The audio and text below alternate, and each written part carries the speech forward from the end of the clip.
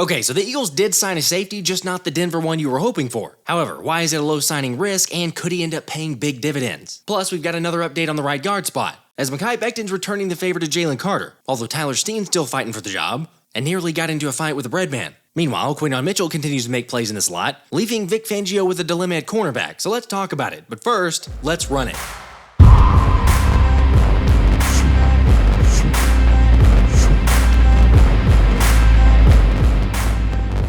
What's up, guys? So the Eagles signed a Broncos safety, but just not the one that most of us were hoping for. And not gonna lie, but seeing some of the pics of the announcement, I had to do a double take to make sure it wasn't Justin Simmons. Which obviously it wasn't, as the Eagles announced they signed former Broncos safety Caden Sterns while releasing linebacker Shaq Quarterman. Of course, naturally, Sterns' name has been mentioned quite a bit this past week, but just as a refresher, in case you're not up on him, he's a 24-year-old who's a former 5th-round pick by the Broncos in the 2021 draft, which just so happens to be when Fangio was coaching. Plus, not only did Fangio see the potential in Sterns, but the Eagles' new secondary coach Christian Parker did as well. Since after all, Sterns was a part of the first draft class that Fangio and Parker both partnered on, where after being selected in the 5th round, the rookie ended up playing 241 coverage snaps, while allowing 1 touchdown and recording 2 interceptions. And as I've mentioned previously, in only 6 pass rushing snaps, he had 3 pressures and another 2 sacks. So yeah, he's got some promise and certainly a low risk for the 6'1", 207-pound safety on the cheap. But remember, Sterns tore his patella tendon in his knee against Las Vegas last year, and the rehab hasn't necessarily gone as planned, leading to Denver eventually releasing Sterns and then the Panthers to claim him on waivers. Except literally right after that, Carolina released him, citing the fact that he failed his physical. All right, well,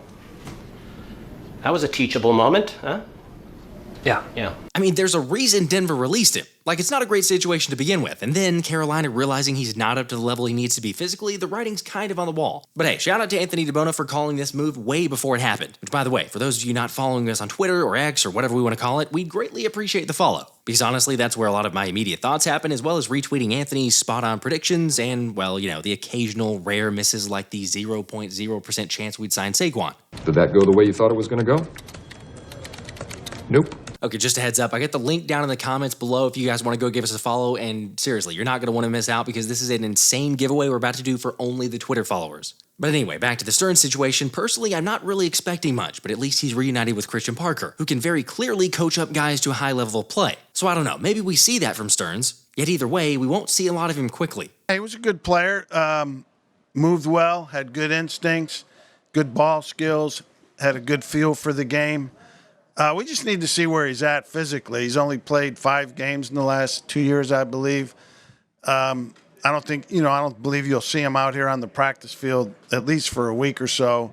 So we need to see where he is physically, how he's moving around, and then go from there. That's fine if you slow play it, but he is running out of time to make a roster spot. Granted, perhaps Sterns is able to get out there sooner than expected, or they use an IR spot, or even try to just sneak him onto the practice squad. Or heck, maybe Parker and Fangio just know the potential so much that they don't even care and are willing to risk it for the long term. Anyway, looking at this situation, how do you guys feel about Sterns? Do you like it, hate it, or just kind of indifferent? By the way, for those of you asking or still interested in Justin Simmons, it's not going to happen. Because for one, a move would have happened already. But 2, I've been informed by a very credible source that let's just say Simmons and Fangio probably won't end up working together again. And look, I understand that could be frustrating and that people change, but still, Philly seems pretty set with their safety options. Because, maybe surprisingly, James Bradberry's been solid at safety. You know what? He's doing pretty damn good there. He's got a good feel for football, which has carried over to the safety position for him. I think he understands the game from a high level through his experience and through his intelligence, and it's helped him in the transition to safety. He's been doing a good job. Let's be honest, that's not nothing. You guys know I've been against James Bradberry, nothing personally, but just the expectation of him moving to safety and being able to play well there. But remember, this is Vic Fangio, who does not blow smoke for no reason, so for him to actually give a compliment there, that's saying something. Which on that same note, the DC said Jalyx showed him something in the preseason game and that he was better than he expected him to be, while also being a fan of Nolan Smith for his play, admitting his seemingly unmatched athleticism. Of course, like I said, Vic keeps it real and wasn't afraid to single out Zack Baun, saying he missed the first few plays of the game on Friday, but also admitted it's early and it's the preseason, although even so, you take what you can from the other linebackers. I thought those guys played well, all 3 of them, and it was different. They had their 2s and 3s in there too, so you always have to temper it to a degree, but I was pleased with the way those three guys play that you mentioned. Hey, well, at least they made the most of their opportunities. Or Jeremiah Trotter Jr. certainly did. As I said on my last video, the more that I watch him, the more I'm beginning to think that he could see the field sooner rather than later. But yes, it's just the preseason. With Kellen Moore admitting the same thing, you don't want to get too carried away. With that being said, though, Johnny Wilson showed a lot in the first preseason game, particularly with his blocking, as he earned the 5th highest blocking grade out of any wide receiver in the NFL so far this preseason, which just adds to the weapon that he is and how Philly can use him. Like, yes, I realize we don't have the greatest relationship with screenplays. However, with J-Dub blocking out there, they're going to be a lot more productive. Also, on that same topic, I know several of you are questioning the lack of chunk and attack plays, and yeah, it'd be a little bit better to get some of those. However, as Kellen Moore suggested, it was pretty vanilla. Yet that didn't necessarily stop him from showing a few wrinkles. Just a fake outside zone, tight end screen with a center waggle right here. All right, get the ball to Calcaterra right there. Okay, nice little play action right there. Get yourself 7 or 8 yards. Okay, then you look at this right here. You're going to fake the outside zone. It's a numbers game right here. You can either give it or you can throw it. But look at the numbers. Look how the fake pulls the Ravens apart. Now you get 2 blocks on the outside, and you get the ball right here to Covey, and he picks up 7 or 8 yards. All right, little things. Then you get this right here. Just an RPO. You can give it to Shipley right here, all right? Or you can pull it, and you can hit Calcaterra. Look how much it opens up the middle of that Ravens defense. Right there, Trenton Simpson, 23, didn't really know where to go. A young player, though. All right, now, finally, you get this. All right, not a lot of motion last night, but, like, here's tight end motion. It's really 13 personnel right here. 3 tight ends. He's coming in to seal the edge on this boot roll right here. And now you just flip it to Shipley for the touchdown. You saw some things last night. The Ravens didn't blitz. They didn't give them a lot of looks. Pretty basic, but a couple little wrinkles from the offense. Again, this is just the beginning, and it's only going to get so much better when the regular season gets here. Heck, we might even see 2 running backs in the backfield. As shout out to Chris Franklin, who noticed multiple backs on the field in practice and asked the new OC about if he plans to use that in the offense. We feel really good about all 3 running backs. Anytime you have 3 like that, hey, is there a place to put 2 of them on the field? It's something for us definitely to explore. And so, figure out that rotation as a running back. And hey, if by game plan it fits into the mold that we can put 2 of these guys on the field, I think it's an excellent opportunity because all 3 are very diverse players. They can play multiple positions. They can do multiple things. So real positive. We've utilized them in different places in the past. Love it. We'll see if it fits. Long season, sometimes you need different tools, but it's always available. So we'll see how it progresses. Honestly, it's a great thought because it just gives the defense one more thing to think about. And come on, we've seen Kellen run that with success back at Dallas between Zeke Elliott and Tony Pollard. But to carry it a step further, we've also seen Moore use a fullback. And while that's obviously not a certainty, it left some consideration for a guy like Grant Calcaterra to be used as a lead blocker, or as someone to come out of the backfield and catch a pass. Granted, Grant's dealing with a shoulder injury, so it seems unlikely that we get a good look at him anytime soon. Anyway, do you like the idea of a fullback, and also what are your thoughts on lining up Kenny G next to Saquon? Also, getting back to that injury report, the listed guys not practicing were Oren Burks, whose future is not boding well with the knee injury, Grant Calcaterra, like I mentioned with the shoulder, Parris Campbell dealing with the groin, CeCe Gardner-Johnson with the shoulder, and Albert O as he's dealing with an abdomen injury, and then also the limited guys were Mekhi Garner, Patrick Johnson, and Brandon Smith. Plus, kind of a given with Cooper DeJean still out, but he was getting work on the side field with CJ GJ.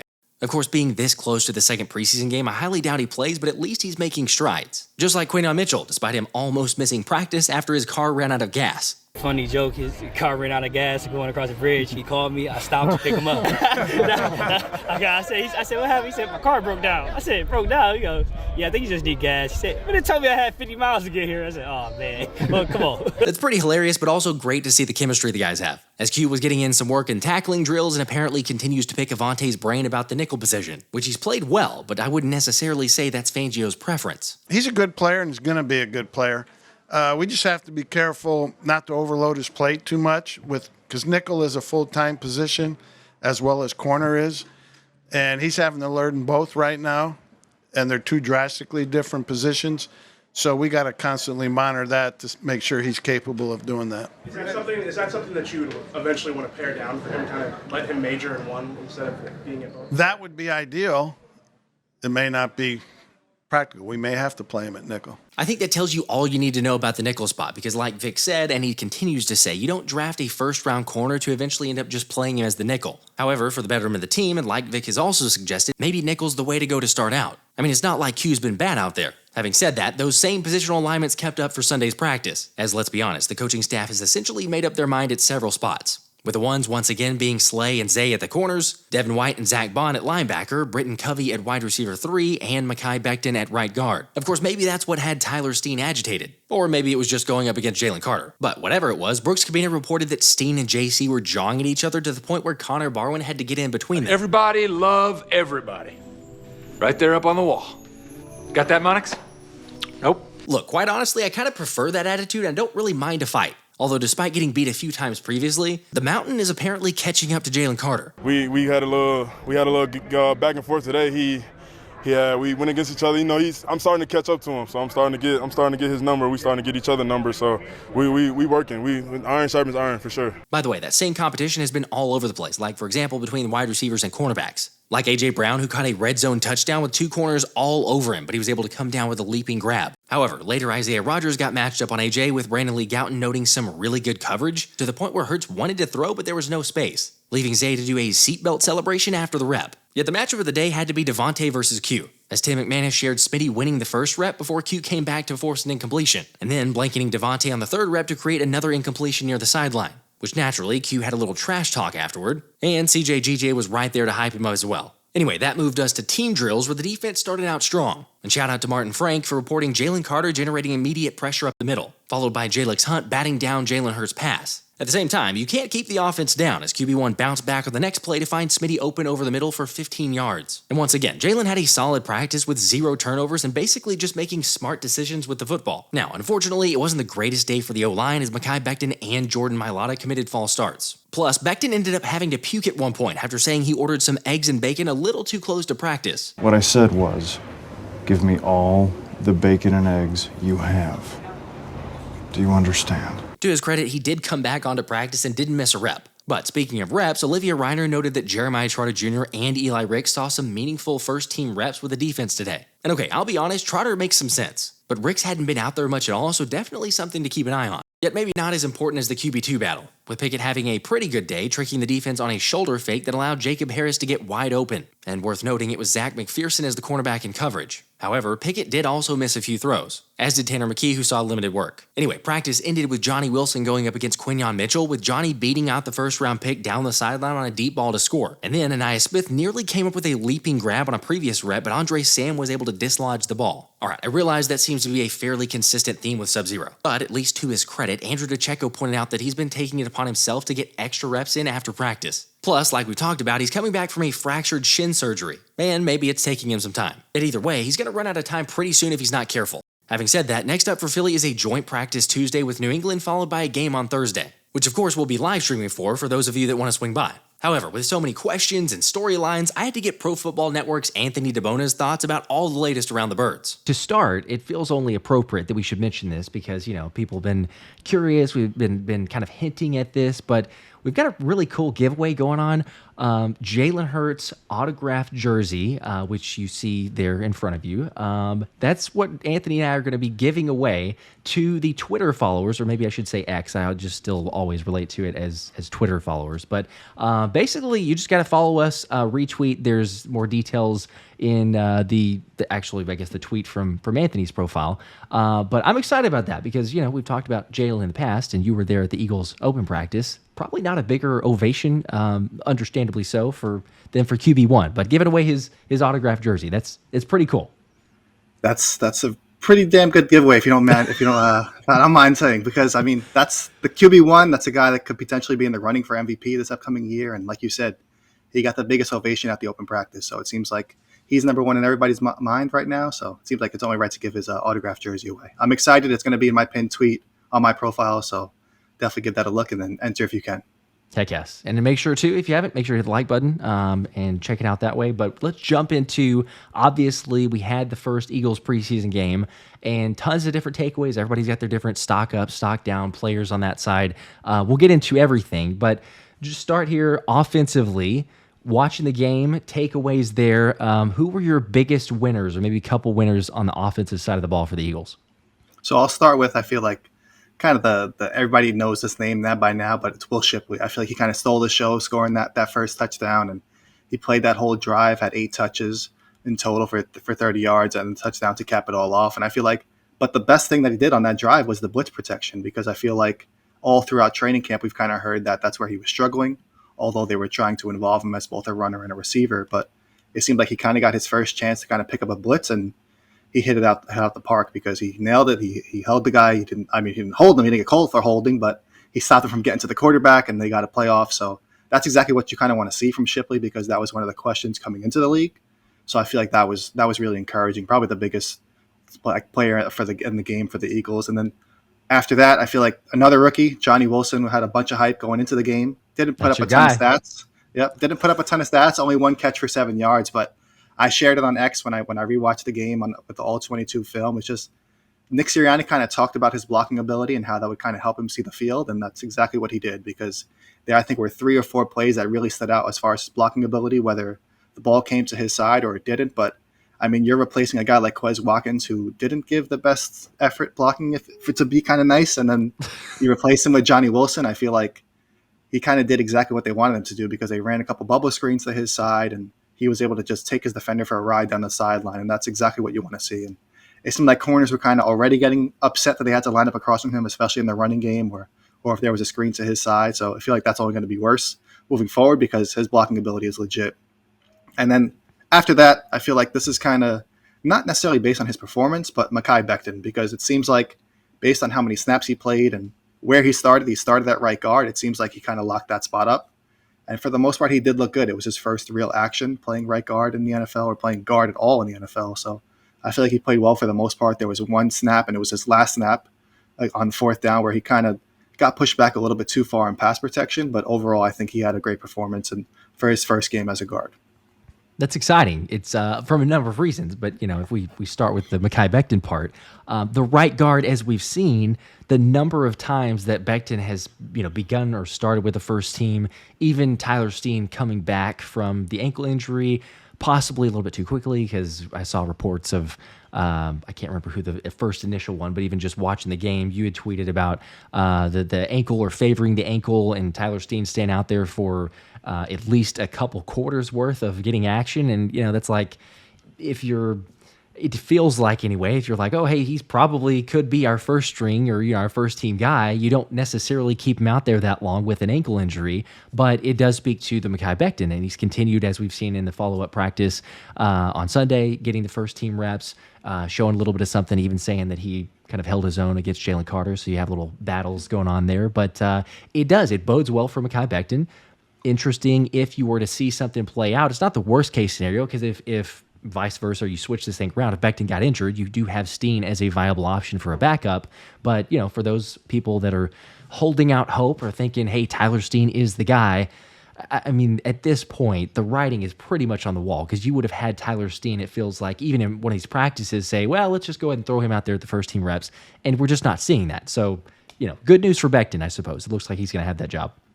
Yeah, I think Tyler Steen got kind of thrown to the wolves out there. He held up pretty well for the most part, to be completely honest, considering the situation, and that he was kind of on a bum ankle. You could tell he was favoring it. At one point, he kind of tripped over and maybe re-aggravated it as well. But he stayed in the game. He played well in run blocking especially. But I feel like in pass protection, he kind of left a lot to be desired, because it seems like if his man kind of went somewhere else, he didn't really look for extra work. He kind of just stood there and kind of waited, where normally you would like a guy to try and hit somebody else on the side or help their teammates out a little bit. But I feel like for the most part, it was a decent showing for Tyler Steen. But like you said, I think Mekhi Becton's kind of got that upper hand right now.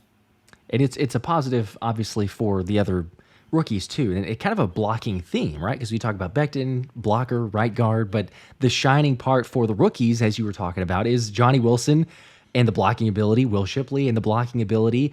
And we'd seen a number of practices, specifically with Nakobe Dean and Jeremiah Trotter Jr., even I believe a couple reps with Devin White, where, I mean, let's be honest, like, Will Shipley did not do very well, and he's giving up sacks, or at least, what would be sacks in air quotes, as far as, actually the practice reps, because they're not going to touch Jalen or Kenny Pickett or anything like that. But to be able to do it in a game, that's a promising from Will Shipley, like you're mentioning. But really, I mean, I just got to kind of follow up or continue on because it is your guy. I mean, Johnny Wilson, you called it from so much further ago, back even before the combine, like, hey, keep your eye on that guy.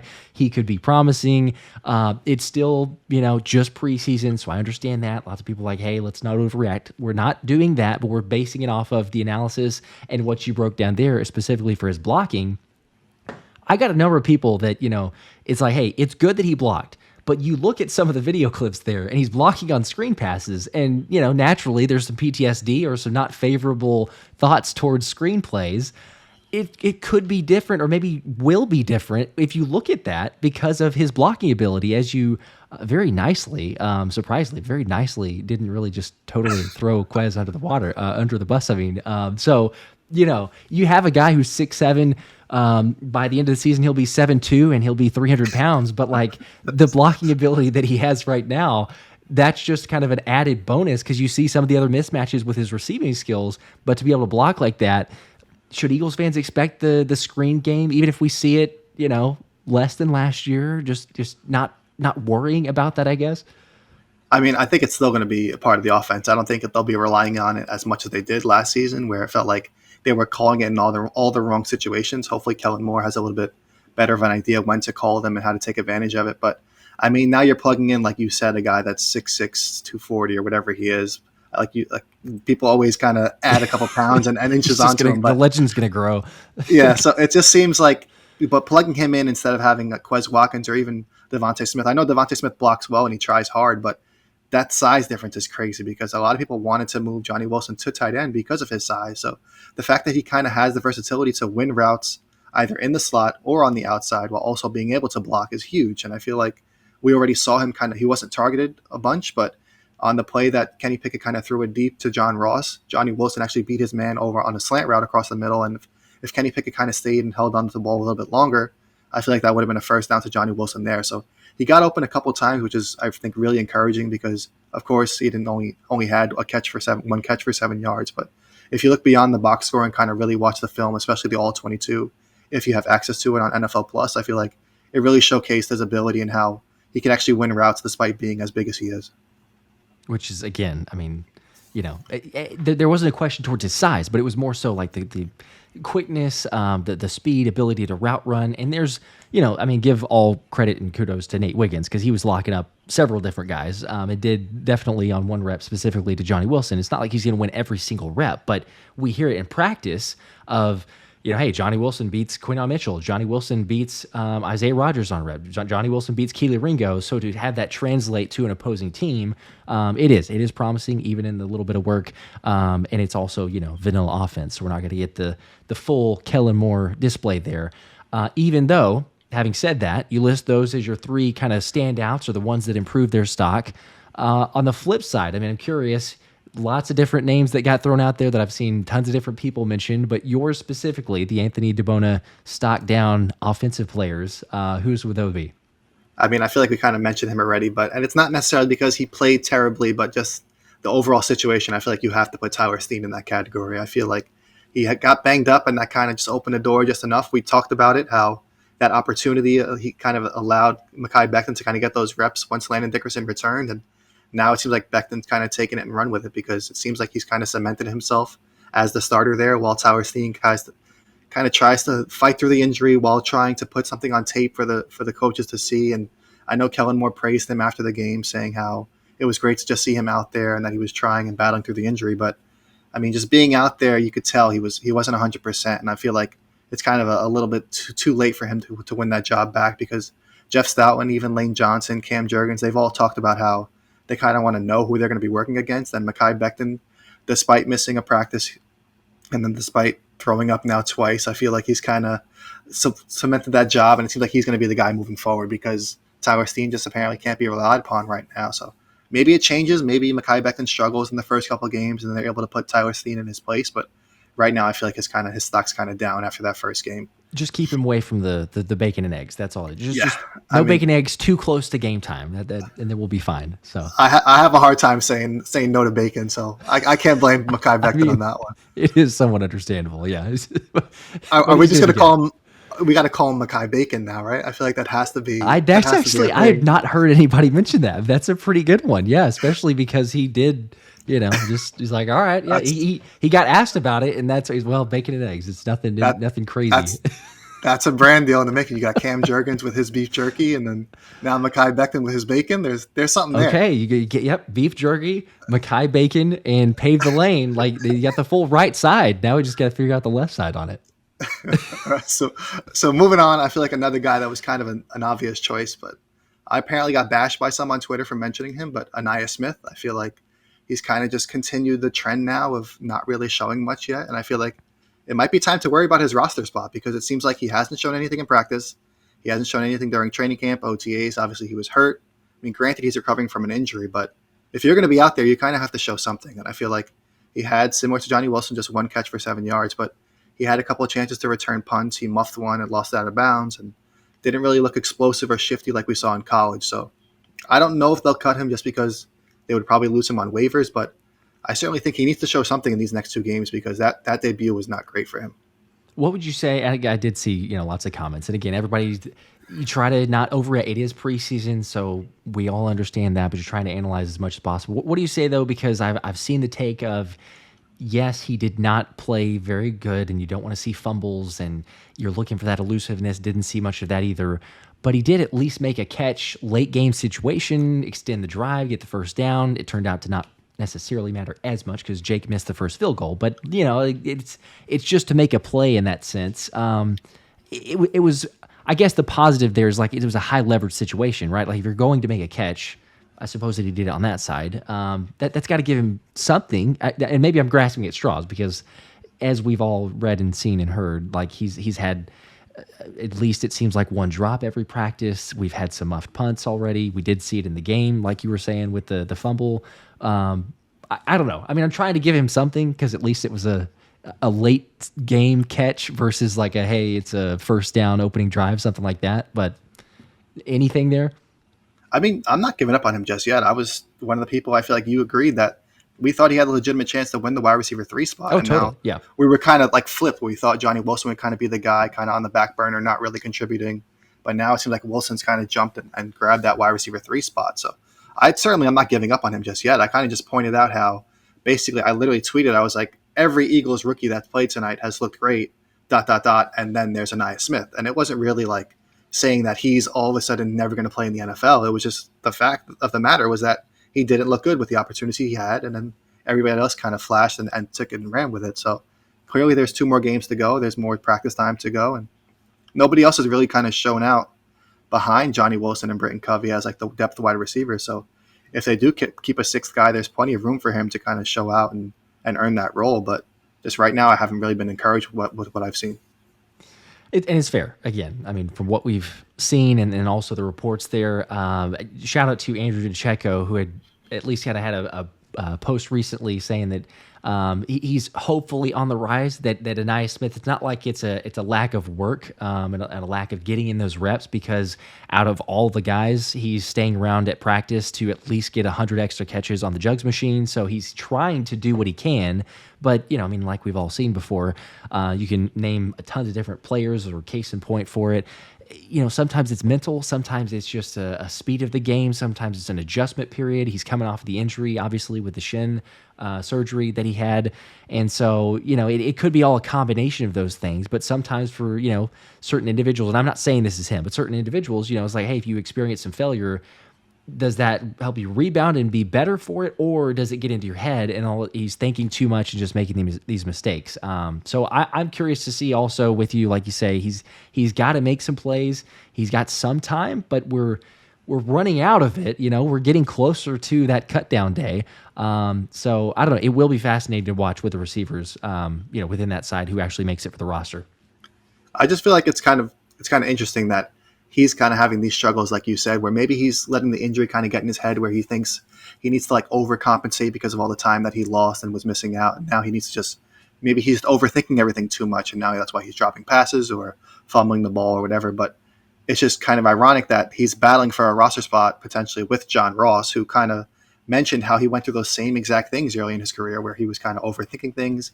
He was banged up here and there. And then when he was playing, he was kind of making mistakes because he he was overthinking. So it's kind of interesting that they're both kind of battling potentially for the same roster spot right now. But ideally, I don't think the Eagles want to cut Ainias Smith. I mean, they spent a day 3 pick on him, and they've cut players before, but I just feel like he's got to show something because the talent's there. We've all seen it in college. It's a matter of him kind of getting over these hurdles, either with the injury or if it's a mental thing. But either way, I think he'll be fine, and he'll have these next 2 games to kind of showcase what he can do. But as far as my last biggest offensive loser for the game, it's basically, I mean, this might be cheating a little bit, but I put every tight end not named Grant Calcaterra because I feel like Grant Calcaterra looked great. He had 2 catches. He kind of showed off his speed after the catch, which was encouraging.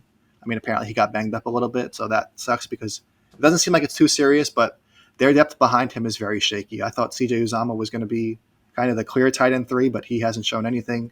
Albert O dropped the pass. I mean, guys, EJ Jenkins I thought was another guy that was going to kind of push for a spot because there was a lot of hype coming out about him based on practice, but it seemed like Kevin Fulch, who they just signed a week or 2 ago, was like their best tight end in the first preseason game, and that's saying something because if that guy that you just basically signed off the street or whatever a week or 2 ago is showing the most, that's not encouraging. And I feel like people like to talk about like the wide receiver depth and what they're going to do there, but I think they really might make a move at tight end because behind Dallas Goedert and Grant Calcaterra, it's not looking too good right now.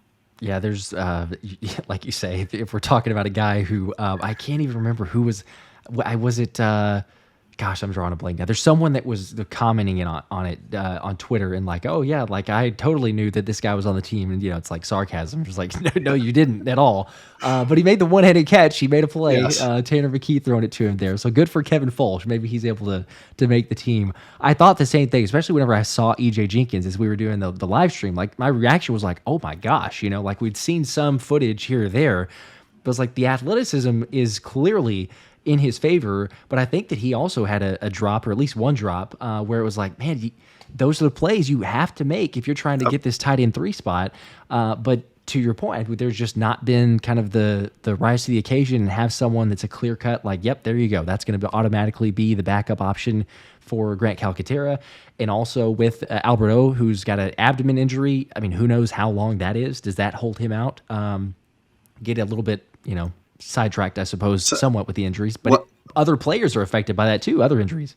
Somebody tweeted to me on that about Albert O saying like, oh well, that was they found their reason to put him on IR and sneak him through that way. So maybe that's all part of the plan. It's kind of like a phantom injury that it seems like they just don't want to give up on Albert O for some reason. I mean, I kind of feel like Howie Roseman should just say, hey, I traded a late pick for him. Like, it is what it is. Let's just move on. But it seems like they really want him to be something, and so far it just not has panned out. It really has not. And, I mean, a lot of people say it's maybe not all, but a lot of it to do with the blocking, because we've seen some occasional, reps of like, all right, he can make plays in the receiving game, but for whatever reason, I don't know. We'll see about the injury. But as you pointed out, I think on one of the tweets earlier today or yesterday was like, you look at some of the injuries that the Eagles have, and you got to be out there to earn a job. Like, you've got to be able to get those reps to prove something. And unfortunately, there are some guys on the roster that you're like, well, I mean,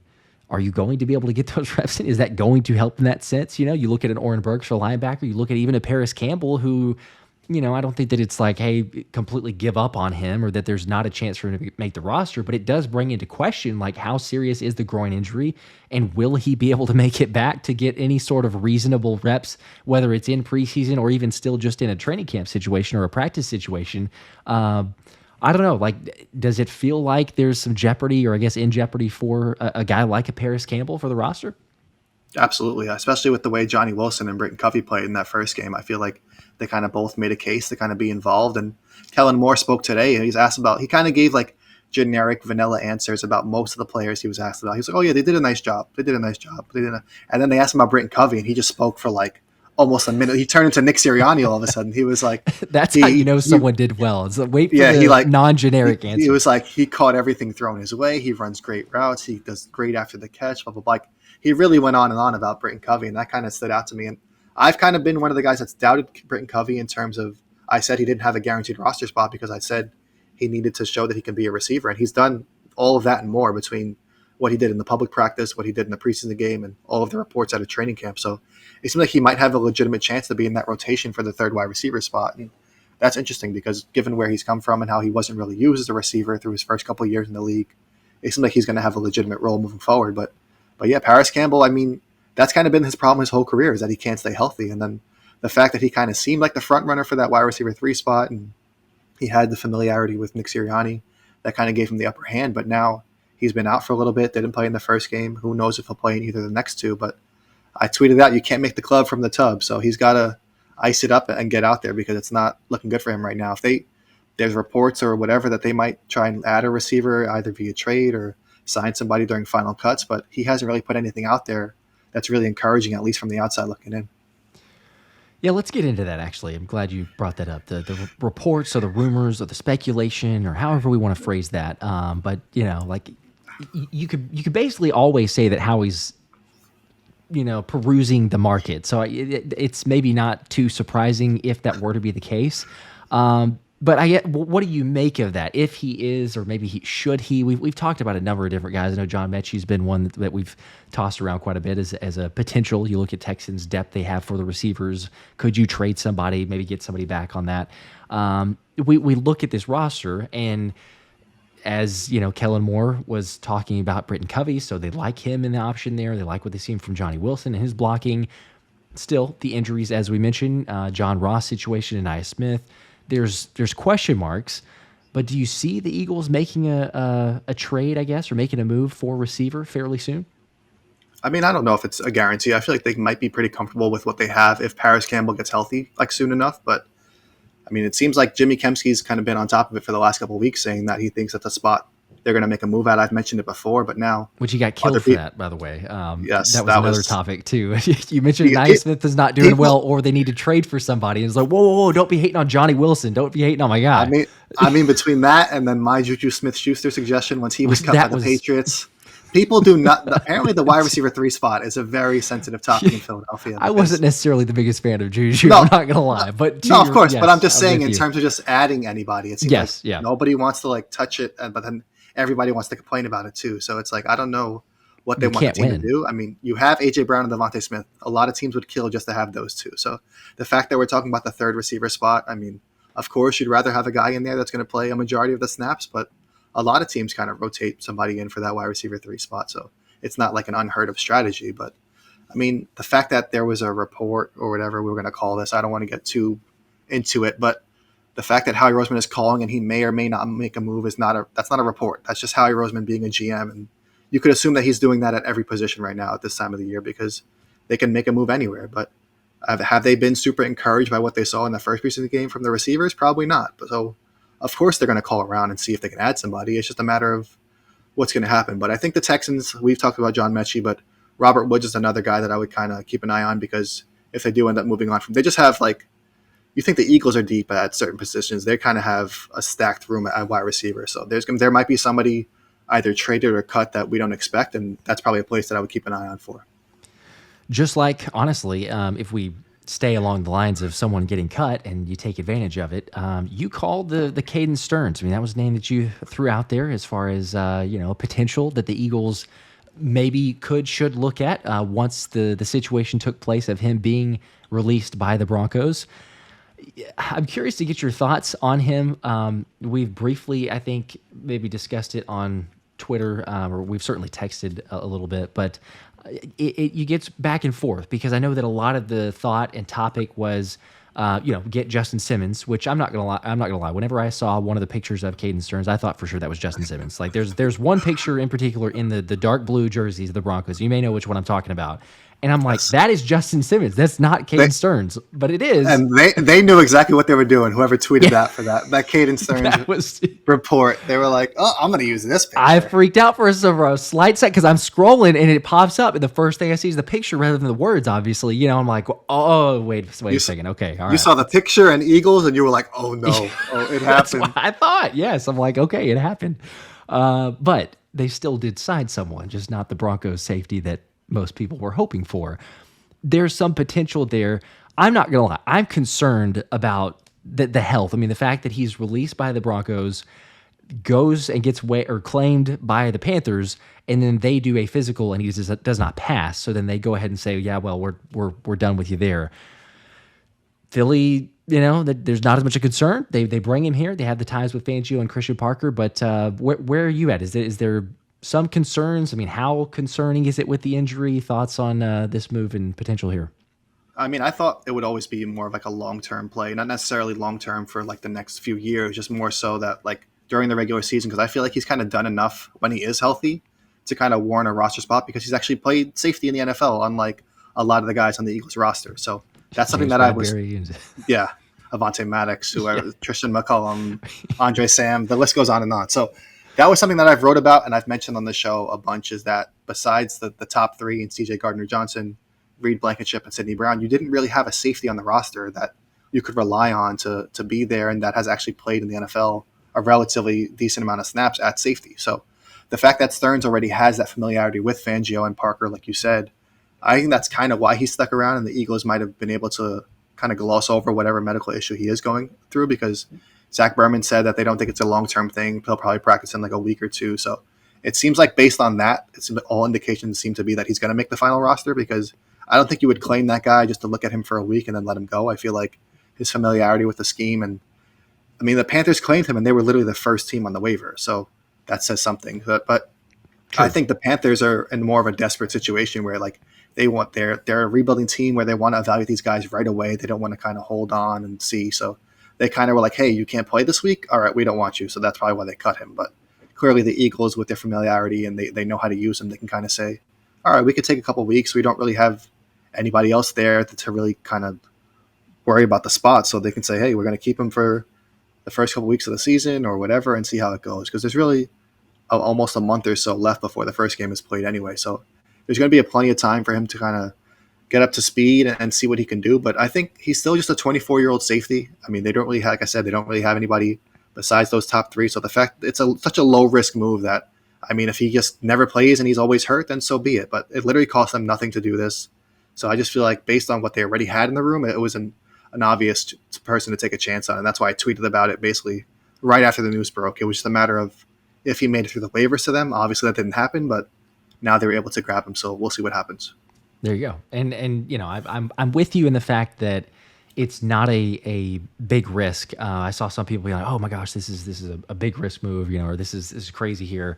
It's not a big risk in the sense of the player, but it does speak to even more so that people already we're already thinking this way, but the fact that, Justin Simmons is not going to happen, like that's just like, all right, hey, we're going to get something for depth.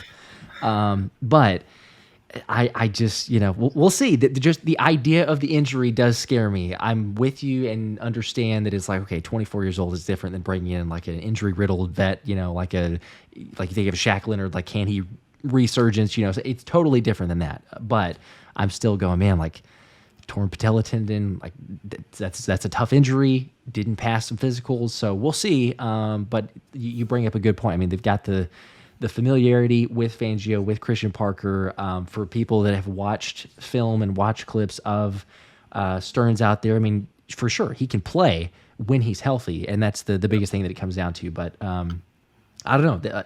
You don't have many options beyond him if we're also looking at it. Although, what were Fangio's words that James Bradberry has played pretty damn good? I think that was what he said, or paraphrasing somewhat. But I mean, that speaks at least something, because it's not the generic, although Fangio doesn't really give generic answers too much. But for him to say that about James Bradberry at safety, like, I guess he's going to make the roster. Two weeks ago, I said no. I mean, even as like a week ago, I was still saying no. But it's starting to feel like he's going to. It wasn't just you. It wasn't just you. I feel like everybody, including myself, said like it seemed like it was just like the beginning of the end. Like, oh, he's going to play safety? Like, that doesn't make any sense. And then he gets injured. Like, literally his first practice that he was going to play safety. And then, but I mean, honestly, looking over the tape, you didn't really see him on the TV because, I mean, he wasn't really involved much as a safety. You don't really see them unless it's bad, you don't really hear a safety's name called too often. But looking at the All-22, I thought he was one of their best safeties of the night. So, I mean, I'm sure we'll get into defensive winners and whatnot, but I was actually really impressed with how James Bradberry played. Okay, that actually is a good segue, because I was going to ask you your winners on the defense. Now we've done the winners and losers on the offense. Would James Bradberry, if you've got like a top three winners, does he make it there? Is he quite to that level, or are we just talking about like honorable mention? And I guess also curious, like who are the the top 3 winners on the defense. So James Bradberry was actually 3rd on the list. So he actually did make the cut. But then first, I feel like you have to mention the star of the night, Jeremiah Trotter Jr. I feel like the second he came in on special teams, made that tackle, they're like, okay. And then he came in that drive on defense, and they're just like, Jesus, like, why weren't the other linebackers looking like this guy? Like, he looked super comfortable. And, like, I honestly think after watching the All-22, he looked like their best linebacker. And I don't know if it was very close because he was making plays, and it just seemed like his instincts were on another level compared to everybody else. He kind of looked like how Devin White looked earlier in his career because it was just like he wasn't really hesitating. He was just flying to the ball, especially on blitzes. He looked great. He had the sack and kind of chased down the guy with the extra effort. So he did everything you want to see from a linebacker. And now you're seeing that he's getting more first team reps. So I think he's going to be in the mix there. I don't know if he's going to necessarily start right away, but I think Zach Baun kind of looked a little bit uncomfortable and kind of looked unnatural at the position. And I feel like Jeremiah Trotter looked like the complete opposite, where he's been playing it since he was born, basically, which is pretty much the case. So he definitely put on a show in his debut. I love to hear that because I was saying the same thing. Like in the game recap video that I did afterward and watching it back, the first word that came to mind was instinctual. I was like, I mean, just watch it. And I we can put a caveat out there. Some people say, yes, it was against second string. Yes, it was against third string. Like he didn't get the immediate reps. Granted, Baltimore wasn't really playing starters anyway. But, I mean, you still compare it and go like, how did the players look? Just fluidity and movement and understanding where they need to be, making plays.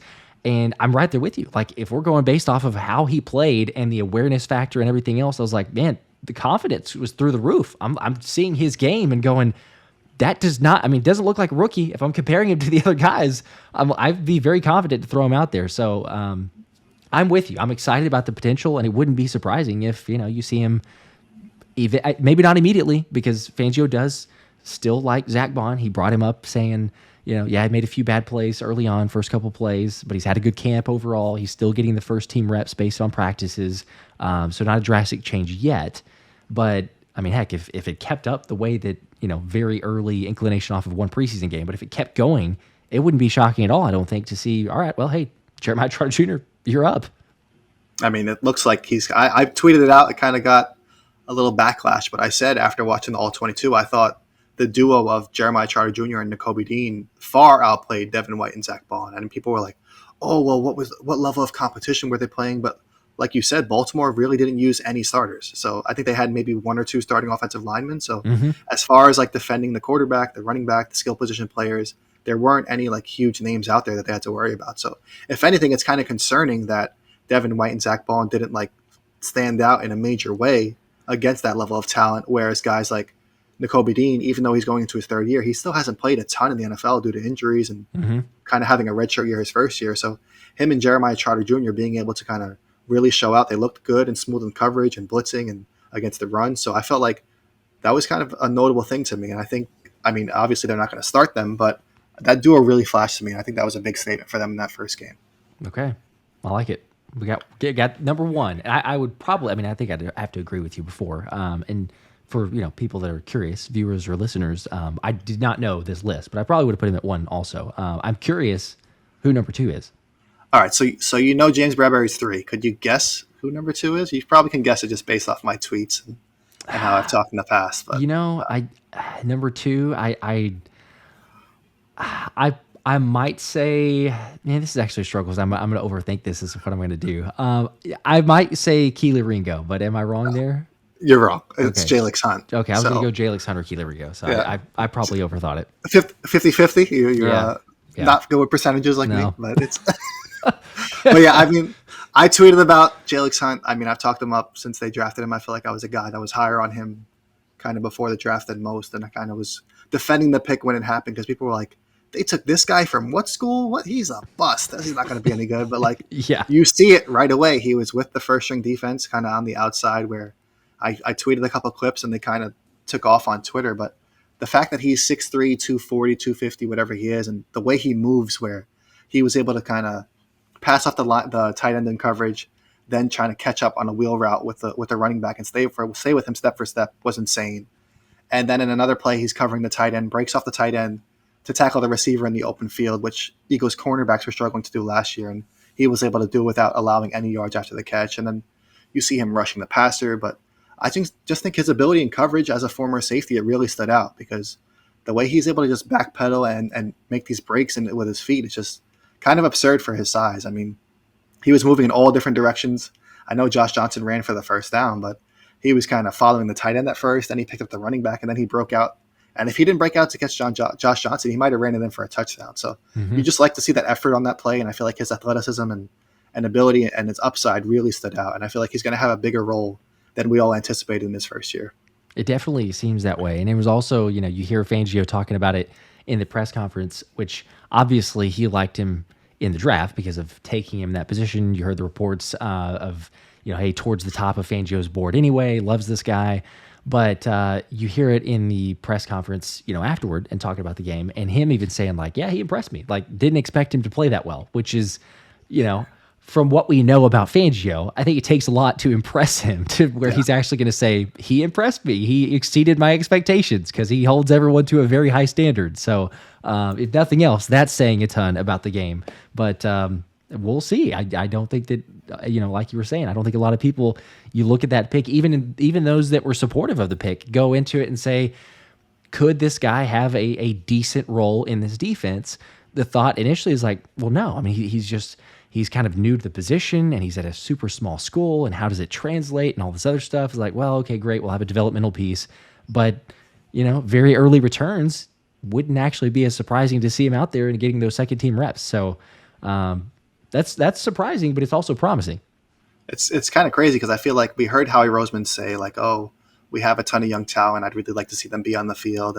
But you always hear GMs kind of say something, make suggestions, but it doesn't always follow through. And I feel like after this year's draft, a lot of us, myself included, were like, a lot of these picks are more for like 2025 and moving forward, especially a guy like Johnny Wilson and Jalyx Hunt, where we thought they were only going to play if there were like a ton of injuries. And now, after just 1 week of the preseason, it seems like they're both going to have relatively big roles on the offense and the defense, respectively. So it's kind of interesting to see how these guys that we kind of thought weren't going to contribute right away are already having an impact.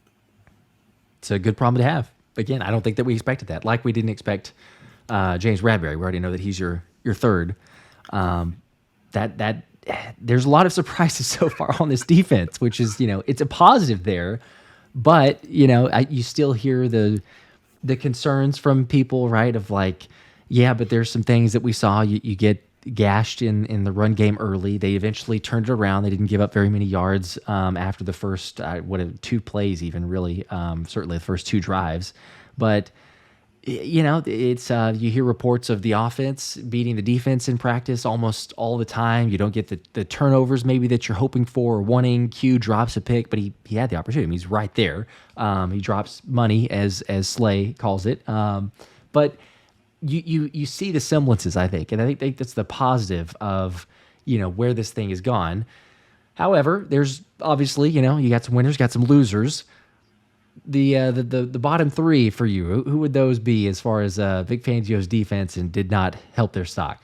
So Vic Fangio might not be happy with me calling this guy out, but Zack Baun did not look very encouraging. Okay. I feel like he almost looked a little lost at times. I mean, there was that play right at the start, the big gain where he kind of crashed into Quinyon Mitchell, and we don't necessarily know what the responsibilities were, but it seemed like he kind of took himself out of the play from the start and then kind of had to double back on it. But it just seemed like he didn't really look natural at inside linebacker. Granted, it's because he's never played it before, and this is kind of him making a transition. So it's kind of hard to like bash him and say that he looked terrible, but Vic Fangio was kind of right where the first couple of snaps he probably wants back because he didn't really do too well. It seemed like he was getting a little confused with Devin White, where he was trying to signal something to Devin White, and then Devin White kind of like waved him off, and you can really see that on the All-22. So I think that's maybe something that you just have to like iron out, hopefully, given his size and athleticism and ability to rush the passer. And it seems like they're going to blitz quite a bit. It seems like they blitz at a high percentage during the game as well. So in that regard, I feel like he's going to do well, but it's just I have serious concerns about him in coverage and kind of moving backwards. So that's something I'm going to watch moving forward. So he was definitely the guy that stood out to me the most as far as losers go. I hate to hear it because, big supporter of Zack Baun also. New position, granted, but yes, be interested to see how he plays against New England because you've got to imagine, based off of seeing that tape and the lack of being productive or showing some confidence, that Fangio is going to throw him back out there and be like, all right, let's get this thing right. Because even if he's looking promising in practices, you want to see that within a game. He'll obviously get it in joint practice, which they'll be in New England for one joint practice before the game on Thursday. But it's a change. It's not super surprising, I don't think, because of that new position, like you're saying. But the hope would be that you get a much more confident showing, and then you can lead that up into the regular season. Because otherwise, if you look at it from what we've seen so far, I think that's where you would say, well, do you want to throw Jeremiah Trotter Jr. in there because it looks like he's a little more confident in what he's doing and with his alignment. So, all right, one game, but it is understandable with Zack Baun getting the worst of the worst with the stock drop. What's number two?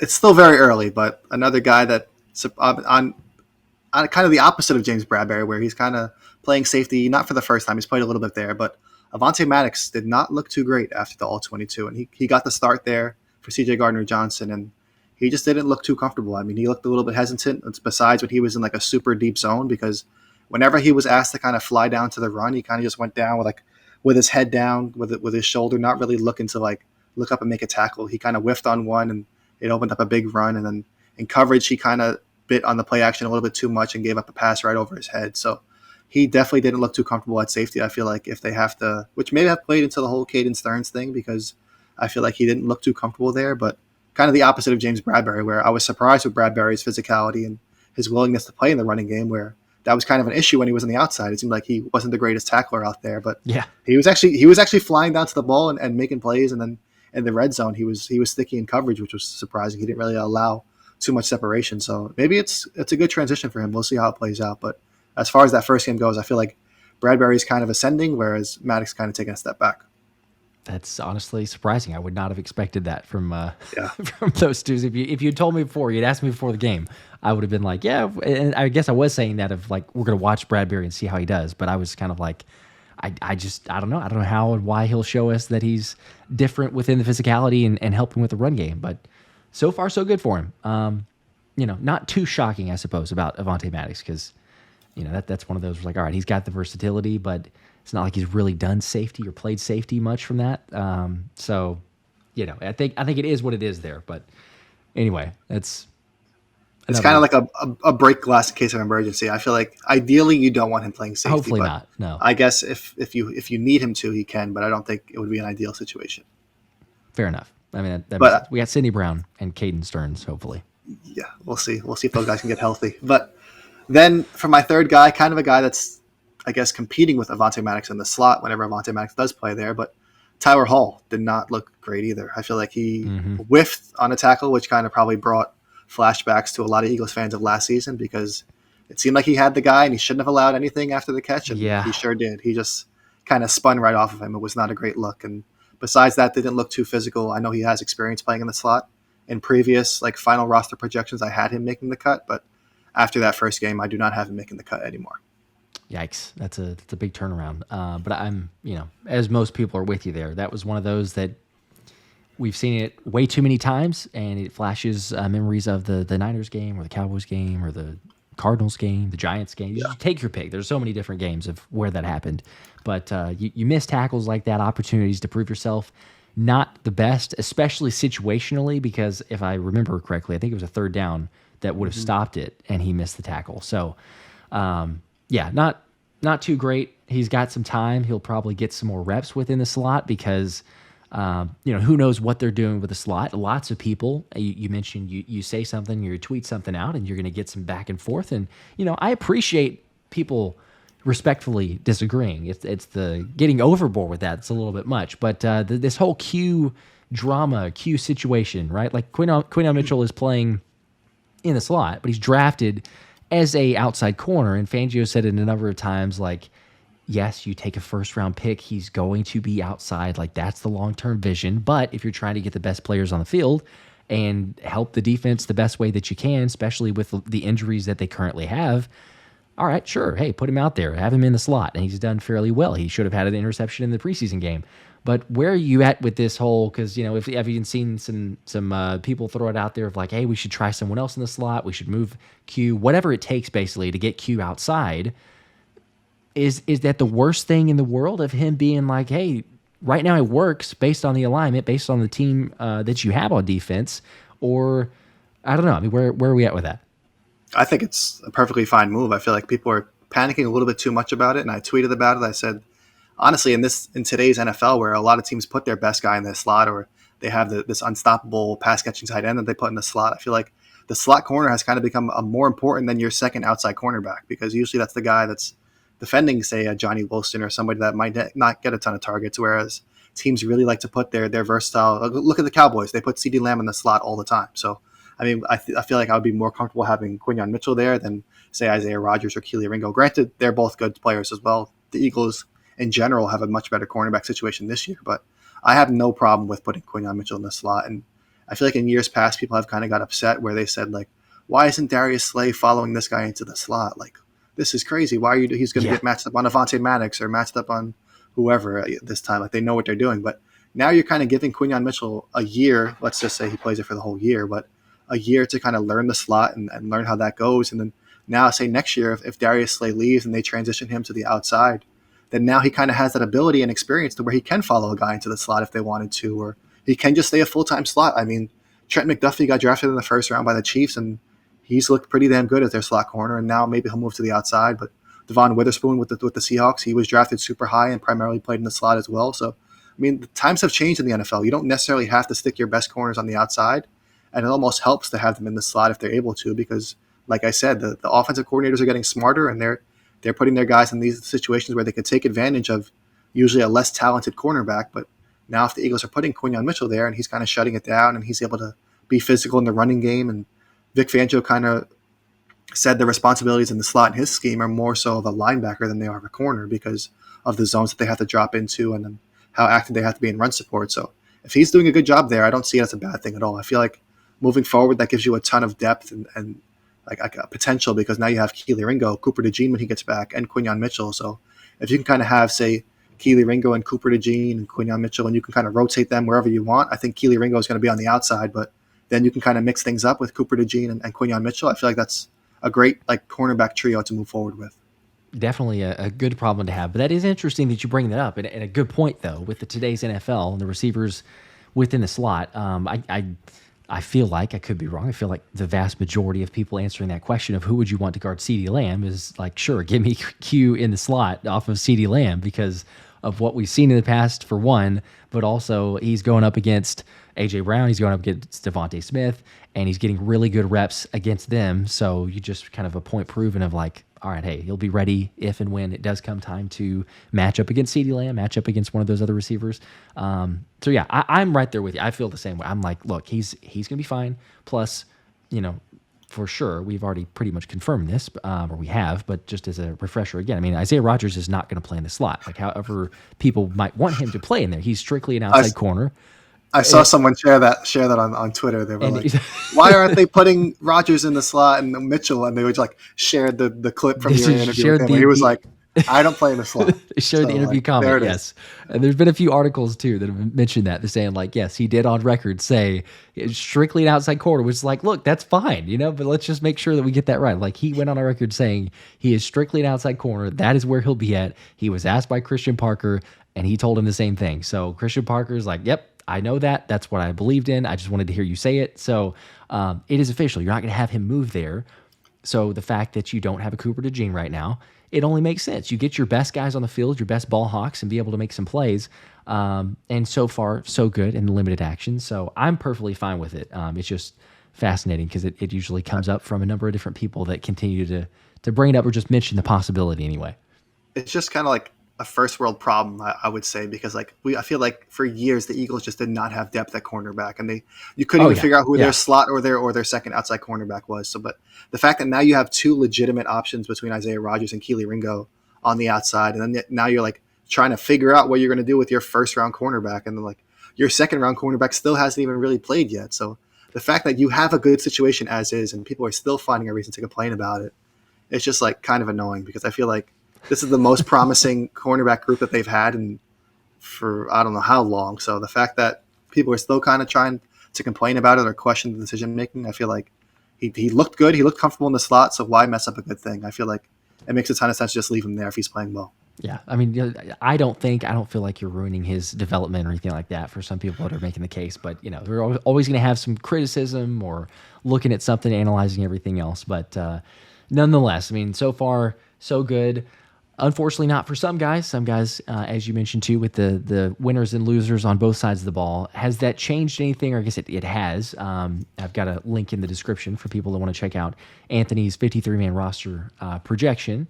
But having said that, and takeaways from the preseason game, but any other additional changes or just surprises, maybe I should say, because we've talked about the stock up, stock down, but surprises for the 53-man roster? Well, all the stuff that I'm kind of like surprised by or potentially by is in my article already. I kind of updated it after the Cadence Sterns signing as well. So I originally had Tristan McCollum making it because he looked pretty good and he played really good on special teams. I feel like he can be like a core player there. But now I have Caden Sterns making it over him after they added him. So I just feel like he has a little bit more upside as an actual safety, although obviously special teams value is going to be important. So that was one of the things that I wrote down also, is that you have guys like Tristan McCollum, Patrick Johnson, Josh Jobe, who are kind of core special teams players, and it's going to be interesting to see if the Eagles can find a spot for them or how they would be able to do that. And then another one is what happens with Darian Kennard. I don't have him currently making the roster, but the fact that he played the whole game at right tackle was a little concerning because I feel like if they're going to keep him, why would they have him out there for so long? But then Kellen Moore, once again, kind of praised him, and where he kind of kept it short with other guys, he praised Kennard and said that his physicality stood out and how he was able to kind of maintain that for the whole game. So if they kind of view Fred Johnson as their backup left tackle, because it seems like they never want to use him on the right side, then Darian Kennard can kind of be their backup right tackle. And then you have Trevor Keegan as the left guard, Tower Steen as your backup right guard, and then whoever you want to keep at center, Brett Toth or Dylan McMahon. I feel like that's a solid unit to have overall. It's just a matter of finding it, and finding those spaces on the roster is so tough because you're cutting down to 53. I mean, things change because who knows if they trade a cornerback, if they trade, say, a James Bradberry, or if they put like Sidney Brown stays on the PUP list and that opens up a roster spot. So things like that you can't really predict. So that's what kind of makes it difficult. But then another question that I have is Ainias Smith and Dylan McMahon. I feel like they didn't show too much in the first game. So considering that they were kind of late day 3 picks, I don't know if their roster spots are guaranteed. So it'll be interesting to see if they keep them. And then honestly with the receiver spot as a whole, because like you said, they've talked about trades or whatever rumors there have been, but Ainias Smith, Parris Campbell, John Ross, they all could miss the final roster, and it wouldn't surprise me at all if the Eagles want to go in a different direction there, or just keep 5 receivers and have Johnny Wilson and Britton Covey as their backups.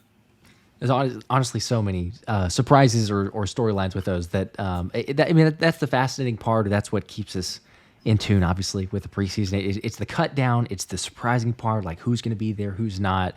I'm hopeful for my guy Gabe Hall. We'll see if he can make a little bit more noise and get in some action. He made one play-ish, from what I can recall, that was on the goal line, so it wasn't terrible. But bad news for you. I don't have him making the roster. I was going to say that was Marlon Tupuola had a couple of flashy plays that kind of stood out. So maybe Gabe Hall will be a practice squad guy, or maybe he'll get claimed by. All right, well, maybe he'll get claimed by the Cowboys, and you can go watch him. My gosh, if that happens, I might have to be like, all right, well, good luck to you, ish. All right, we'll see you. But that'll be a little bit tough. Not gonna lie. It's not impossible, but yeah, I kind of felt the same way. Certainly seeing some of those reps within the preseason, but again, it's what makes it fun.